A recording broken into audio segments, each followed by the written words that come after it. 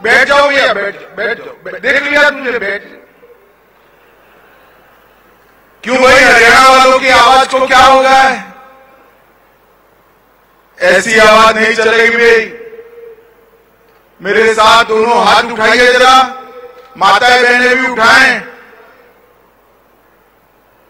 Cooperative को आगे बढ़ाने के संकल्प की मुट्ठी बींचिए और प्रचंड आवाज से बोलिए, भारत माता की, भारत माता की। मंच पर उपस्थित मेरे मित्र और हरियाणा के लोकप्रिय मुख्यमंत्री श्रीमान नायब सिंह सैनी जी, गुजरात विधानसभा के सम्मानीय अध्यक्ष और एशिया की सबसे बड़ी कोऑपरेटिव मिल्क डेयरी के अध्यक्ष श्री शंकर भाई चौधरी जी, मोदी जी की मंत्रिपरिषद में मेरे साथी राव इंद्रजीत सिंह जी, श्री कृष्णपाल गुर्जर जी, हरियाणा के सहकार मंत्री डॉक्टर अरविंद शर्मा जी, जिनके निमंत्रण पर मैं यहां आया हूं, साबर डेयरी के अध्यक्ष श्यामल भाई पटेल, हमारे हरियाणा प्रदेश के सम्मानीय अध्यक्ष जी मोहनलाल बडोली जी, यहां के स्थानीय सांसद श्रीमान धर्मवीर सिंह जी, राज्यसभा के सांसद रामचंद्र जांगड़ा जी, एनडीडीबी के अध्यक्ष श्री मिनेश भाई, अमूल के अध्यक्ष अशोक भाई चौधरी, और आज इतनी बड़ी संख्या में आए हुए हरियाणा के मेरे प्यारे भाइयों और विशेषकर मातृशक्ति को मेरा प्रणाम नमस्कार। सबसे पहले हरि की इस भूमि हरियाणा को मैं प्रणाम करता हूं। यहीं पर श्री कृष्ण ने गीता को पहली बार गाया और विश्व को एक ऐसा तत्व ज्ञान दिया जिसके आधार पर पलायन भाव के बगैर व्यक्ति ईश्वर से जुड़ सकता है, मोक्ष का रास्ता प्रशस्त कर सकता है। ये हरियाणा की महान भूमि को मैं बार बार प्रणाम करता हूं। मित्रों, ये भूमि मेरी सामने ढेर सारी माताएं बहनें बैठी हैं। मैं जब भी हरियाणा में आता हूं, हरियाणा की मातृशक्ति को विशेष प्रणाम करता हूं, क्योंकि हरियाणा में छोटा सा प्रदेश होने के बावजूद हमारी पैरामिलिट्री फोर्सेस और सेनाओं में सबसे ज्यादा अगर जवान किसी एक प्रदेश के हैं तो मेरे हरियाणा के। आज हरियाणा के कई लाल देश की सुरक्षा में दिन रात लगे, और जब देश को अंतर्राष्ट्रीय खेलों के तालिकाओं में भारत के लिए मेडल ढूंढते हैं तो हर तीसरा मेडल मेरा हरियाणा का खिलाड़ी लेकर आता है। ये दोनों खेल और देश की सुरक्षा और देश का अनाज का भंडार बढ़ना, ये तीनों के लिए हरियाणा की मातृशक्ति को मैं विशेष रूप से प्रणाम करना चाहता हूं। मित्रों, आज सबसे पहले मैं नरेंद्र मोदी जी का पूरे देश के सहकारिता क्षेत्र की ओर से धन्यवाद करना चाहता हूं। इन्होंने सहकारिता मंत्रालय अलग स्थापना करने की मांग, सालों पुरानी मांग को भारत सरकार में सहकारिता मंत्रालय की स्थापना कर पूरा करने का काम किया है। और ये 4 सालों में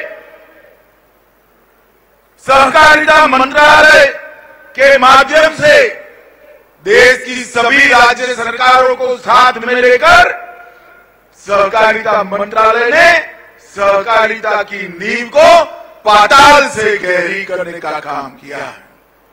और मैं आपको भरोसा दिलाता हूं, 2029 के पहले देश का एक भी पंचायत ऐसा नहीं होगा जहां एक सहकारिता समिति न हो। ऐसी सहकारिता की मजबूत रचना हम करने जा रहे हैं। आज साबर डेयरी ने दूध का उत्पादन करने वाले किसानों के कल्याण के लिए लगभग 350 करोड़ से पूरे देश का सबसे बड़ा दही, छाछ और योगर्ट बनाने का काम और मिठाई का प्लांट बनाने का काम आज पूरा किया है। अब मालूम नहीं है साबर डेयरी वालों ने प्लांट यहां क्यों डाला। मैं आज चेयरमैन साहब को बताना चाहता हूं, दूध और छाछ अगर दही सबसे ज्यादा खाया जाता है तो हमारे हरियाणा में खाया जाता है। यहीं से पूरे एनसीआर की जरूरतें पूरी होगी। मित्रों, साबर डेयरी इसने साबरकांठा जिले से शुरुआत कर 9 प्रदेशों के किसानों के लिए, दूध उत्पादकों के लिए एक बहुत बड़े मौके का सृजन किया है। गुजरात में त्रिभुवन भाई, बुरा भाई और गलबा भाई, ये तीनों नेताओं ने डेयरियों की नींव रखी और आज कोऑपरेटिव डेयरी के माध्यम से हमारी गुजरात की 35 लाख बहनें 85,000 करोड़ का व्यापार करती है। 85,000 करोड़। अब हरियाणा में भी ये बात आगे बढ़ेगी। अभी चेयरमैन साहब बता रहे थे कि यहां जो प्लांट की आज की कैपेसिटी है उतनी ही कैपेसिटी का एक्सपांशन अगले 1 साल में हरियाणा में साबर डेयरी करने जा रही है। मित्रों, 150 मैट्रिक टन प्रतिदिन दही, 10 मैट्रिक टन मीठा दही मतलब योगर्ट, 3 लाख लीटर छाछ और रोज 10,000 किलो मिठाई यही प्लांट में बनेगी जो किसानों के समृद्धि का कारण होगी। पूरे एनसीआर में और उत्तर भारत में यहां से ये आगे बढ़ेगा। मित्रों, आज हमारी साबर डेयरी राजस्थान, हरियाणा, महाराष्ट्र, पंजाब, उत्तर प्रदेश और बिहार, ये सभी राज्यों के किसानों की सेवा कर रही है और अब हरियाणा में हर जगह ये पहुंचेगी। इससे किसानों की आय में बहुत बड़ी समृद्धि होगी। अमूल के नेतृत्व में गुजरात में आधुनिक प्रजनन तकनीक, भ्रूण स्थानांतरण और लिंग निर्धारण, ये दोनों चीजों पर काफी वैज्ञानिक काम किया है। मैं हरियाणा के पशुपालक भाइयों बहनों को भी कहना चाहता हूं और हरियाणा सरकार को भी कहना चाहता हूं, ये भ्रूण स्थानांतरण और लिंग निर्धारण, ये दोनों तकनीक हरियाणा के हर पशुपालक को उपलब्ध कराया जाए। और इसके साथ साथ मधुमक्खी पालन और जैविक खेती, इसको भी बढ़ावा देने की जरूरत है। गुजरात में हमारे शंकर भाई यहां बैठे हैं, गोबर गैस के लिए ढेर सारे अच्छे प्रयोग हुए। हरियाणा में ये सारे प्रयोगों को यहां लाने की जरूरत है। मित्रों, भारत का डेयरी सेक्टर पिछले 11 साल में 70% की क्षमता से बढ़ा है और विश्व में भारत का डेयरी सेक्टर सबसे तेजी से बढ़ने वाला डेयरी सेक्टर नरेंद्र मोदी जी के नेतृत्व में हुआ है।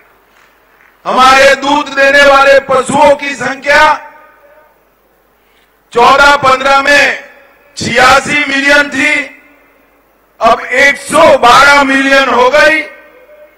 दुग्ध उत्पादन 140 मिलियन टन से 239 मिलियन टन हुआ और देसी नस्ल की गाय, जिसका दूध मानव के शरीर के लिए बहुत गुणकारी है, उसका उत्पादन 29 मिलियन टन से बढ़कर 50 मिलियन टन पर पहुंचा है, जो हमारे स्वास्थ्य की चिंता करता है।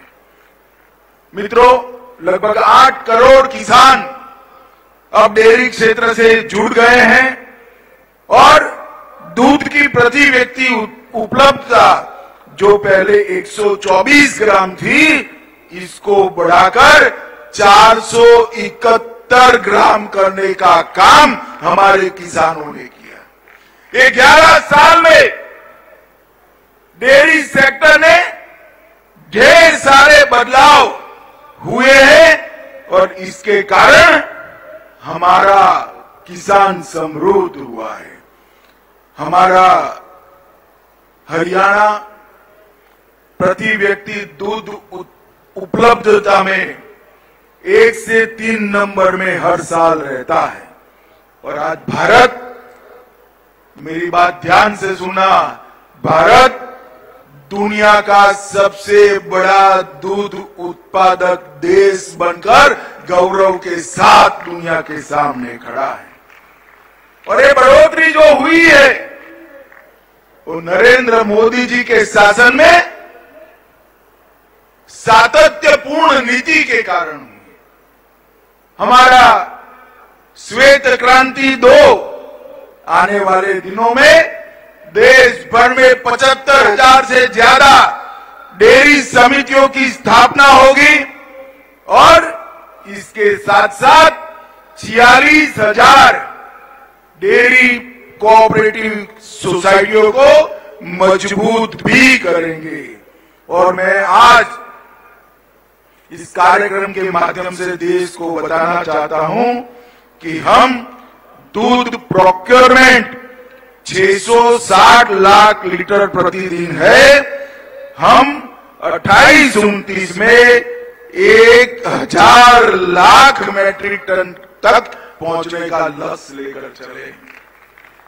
और एक कोऑपरेटिव सेक्टर में जब दूध प्रोक्योरमेंट बढ़ता है तो इसका मुनाफा सीधा दूध के लिए काम करने वाली हमारी किसान माताओं बहनों को मिलता है। और विगत 1 साल में ही लगभग 33,000 कोऑपरेटिव को रजिस्टर्ड कर दिया गया है। भाइयों बहनों, अभी राष्ट्रीय स्तर पर 3 राष्ट्रीय सहकारी समिति बनी। पहली समिति पशु आहार के उत्पादन के लिए, दूसरी समिति गोबर के प्रबंधन के लिए और तीसरी समिति मृत पशुओं के अवशेषों का सर्कुलर इकोनॉमी में उपयोग करने की। और ये सभी का पैसा हमारे किसान के बैंक अकाउंट में जाएगा। इस प्रकार की हमने रचना की है। मोदी सरकार ने राष्ट्रीय गोकुल मिशन लाया, राष्ट्रीय कृत्रिम गर्भधान कार्यक्रम चलाया, animal husbandry infrastructure development fund की रचना की, राष्ट्रीय पशु रोग नियंत्रण कार्यक्रम चलाया और आगे पर हमारे दूध के उत्पाद हमारे पशु को स्वस्थ कर कर दुनिया भर में जाए, इसके लिए के रास्ते हमने सुनिश्चित कर दिए। मित्रों, आने वाले दिनों में हम डेयरी के संयंत्र को निर्माण की दृष्टि से भी आत्मनिर्भर बनना चाहते हैं। इसलिए एनडीडीबी और बाकी से सारी डेयरियां मिलकर अभी जो संयंत्र निर्माण का काम है उसको भी 3 गुना कैपेसिटी एक्सपांशन का काम हम आने वाले दिनों में करेंगे और दुनिया के सबसे आधुनिक प्लांट हमारे भारत में हो और उस पर रिसर्च और डेवलपमेंट का भी काम हो, इसकी भी व्यवस्था करेंगे। मैं आज साबर डेयरी के अध्यक्ष महोदय का हरियाणा की लाखों पशुपालक भाइयों बहनों की ओर से बहुत बहुत साधुवाद देना चाहता हूं, क्योंकि आपने हरियाणा में जहां दूध और दही पनीर खाने की परंपराएं हैं, हमारे पहलवान यहाँ का घी दूध और पनीर खाकर मजबूत रहते हैं, हमारे जवान भी मजबूत रहते हैं। उस सभी किसानों के लिए आपने नया संयंत्र लगाया, आगे इसको डबल करने का भरोसा भी दिया है और इसका मुनाफा भी किसान माताओं बहनों तक जाएगा, इसका मुझे पूरा भरोसा है। फिर से एक बार हरियाणा के लाखों किसानों को बहुत बहुत शुभकामनाएं और साबर डेयरी और अमूल का बहुत बहुत धन्यवाद। नमस्कार।